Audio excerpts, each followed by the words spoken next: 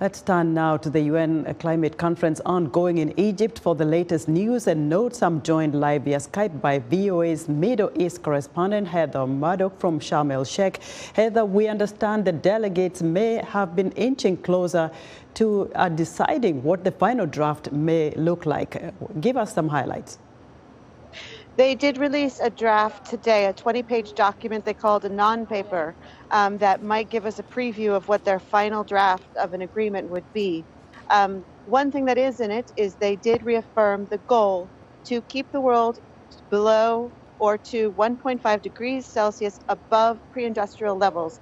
This is a goal to reduce carbon emissions that the world is not on track to meet, but it is important if we want to continue basically life as we know it, with our coral reefs and our glaciers, and the level of climate disasters we have now will increase, but in a more manageable level if we keep it to that.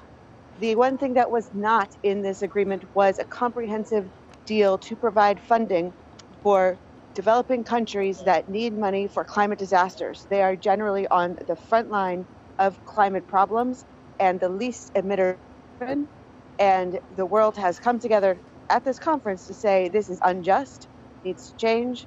The richer countries need to pay for the poorer countries who are paying in blood and gold and their lives for this climate crisis. However, this draft simply just calls for trillions of dollars more to fund this. It doesn't say where the money is coming from. Moments ago, Antonio Guterres has also addressed the summit. Can you give us some highlights on his remarks? Yes, he returned to Sharm el-Sheikh today from the G20 conference, and he urged all the parties to come together for an agreement. He said that there has been a breakdown in trust between the North and the South, as he said, developed economies and emerging economies. And he said right now the time is to act and to stop blaming each other, also to stop discussing, negotiating. There's very little time left in this conference, and as he puts it, there's very little time left on this earth to make decisions when we still can prevent the worst climate disasters from happening. So that was his call to leaders for the next 24 hours of this conference. Heather, we mentioned some protesters there. We saw a doctor speaking. What did you witness today from climate activists?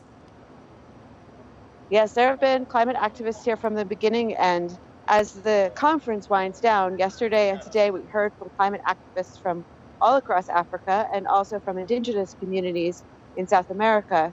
They were already talking about being disappointed by the conference. They feel like a lot of the promises that were made, this was supposed to be Africa's COP, this was supposed to be a time when we were going to start negotiating how to fix problems that have been in the making. And so far, the problems have been brought to the table, but real solutions haven't been found. There was one indigenous chief from the Amazon who says he feels like he's been tricked, and he feels like all of the efforts that have been made at this conference have maybe done more damage than good.